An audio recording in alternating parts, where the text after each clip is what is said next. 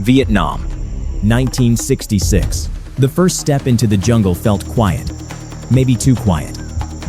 No gunfire, no movement, just a narrow trail cutting through thick green walls. Then a soldier took one more step, and the ground bit back. A sharpened spike drove through his boot, laced with infection, hidden beneath leaves that looked untouched. There was no explosion, no warning, just pain, confusion, and the slow realization that the jungle itself was fighting. This was not an accident. It was design. During the Vietnam War, American forces entered a landscape that had been transformed into a living defense system. The Viet Cong faced overwhelming firepower bombers, helicopters, artillery, but they understood something their opponent did not.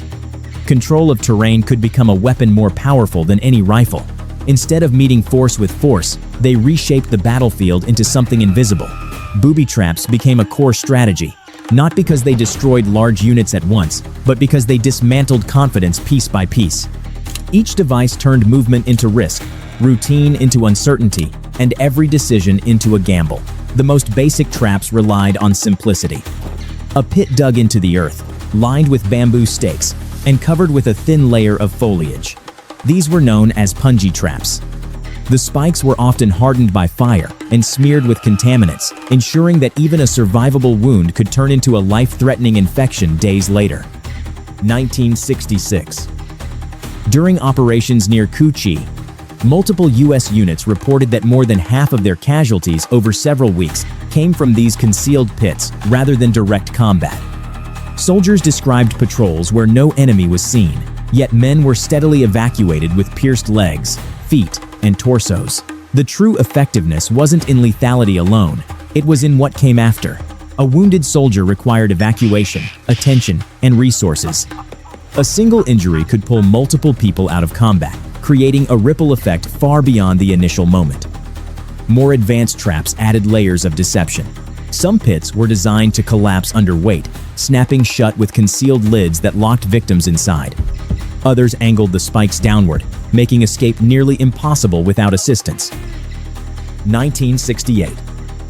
A Marine unit operating near Da Nang encountered a concealed box trap that injured 3 men in seconds when the lid gave way beneath them. Recovery took over an hour under constant threat, halting the entire patrol and exposing them to potential ambush. Then came the swinging traps. A tripwire would release a suspended log embedded with spikes, cutting through narrow paths at chest or head level. The force combined with the element of surprise made reaction almost impossible. One documented incident involved a patrol in Quang Tri province where a triggered swinging log struck 2 soldiers instantly, killing one and severely injuring another before anyone could identify what had happened. The unit later described the silence before and after as more unsettling than gunfire. What made these devices especially dangerous was their placement. They weren't scattered randomly, they were positioned where soldiers felt safest, along well-used trails, near water sources, around abandoned camps, even inside areas that appeared already cleared. The intention was psychological disruption. American troops were trained for open combat, for visible threats that could be engaged and neutralized. But in Vietnam, the enemy often remained unseen. Every step forward carried the possibility of injury from something that couldn't be fought back against. That constant tension eroded focus. Some traps exploited instinct. A visible spike in one location might draw attention, encouraging a soldier to step around it directly onto a concealed trigger for a second mechanism. Others were connected in chains, where one activation led to multiple consequences. During Operation Cedar Falls, engineers clearing tunnel areas discovered layered traps, where a single tripwire triggered both a grenade and a collapsing pit.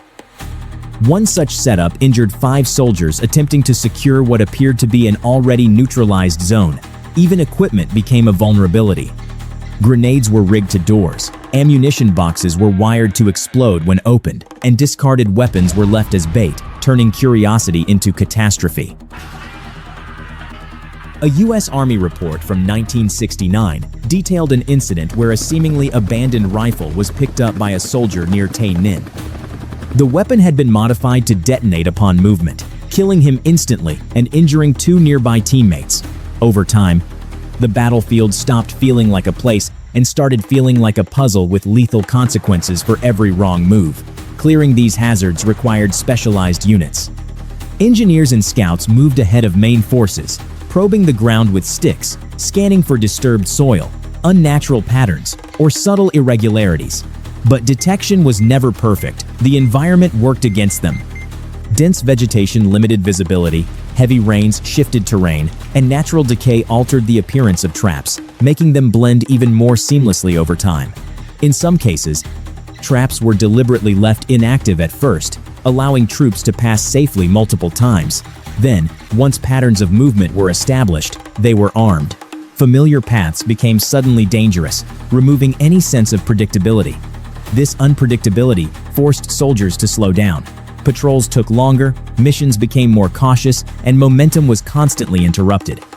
Every delay had consequences, allowing opposing forces to reposition, observe, and adapt. The numbers reflected the impact. By some military estimates, approximately 11% of U.S. deaths in Vietnam were caused by booby traps and mines, while a much larger percentage of injuries, often exceeding 15–20% in certain regions, came from these hidden devices. In year 1970 alone, reports indicated thousands of injuries attributed specifically to non-explosive traps, many resulting in amputations or infections that required long-term evacuation out of the war zone. But the physical damage was only part of the equation. The psychological toll was immense. Soldiers began to question everything: the ground beneath them, the objects around them, even the actions of their own team. Stress accumulated with every step, and the fear of the unseen became as powerful as any visible enemy. This kind of warfare didn't aim to win battles in a traditional sense. It aimed to exhaust, to destabilize, and to make continued presence increasingly difficult to sustain. The Viet Cong didn't need to control the sky or match technological superiority.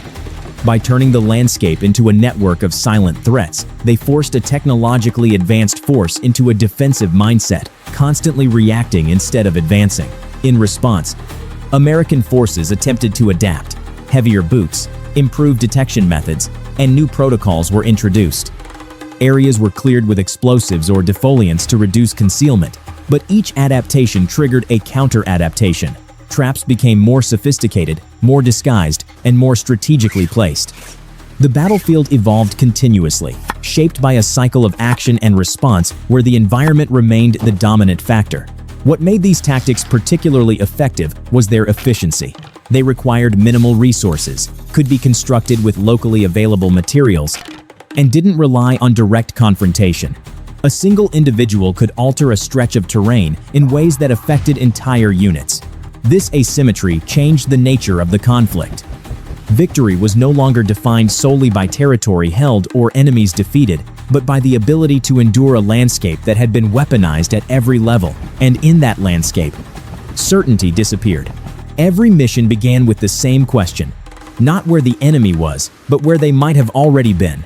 Because in Vietnam, the most dangerous thing wasn't the enemy you could see. It was the ground beneath your feet.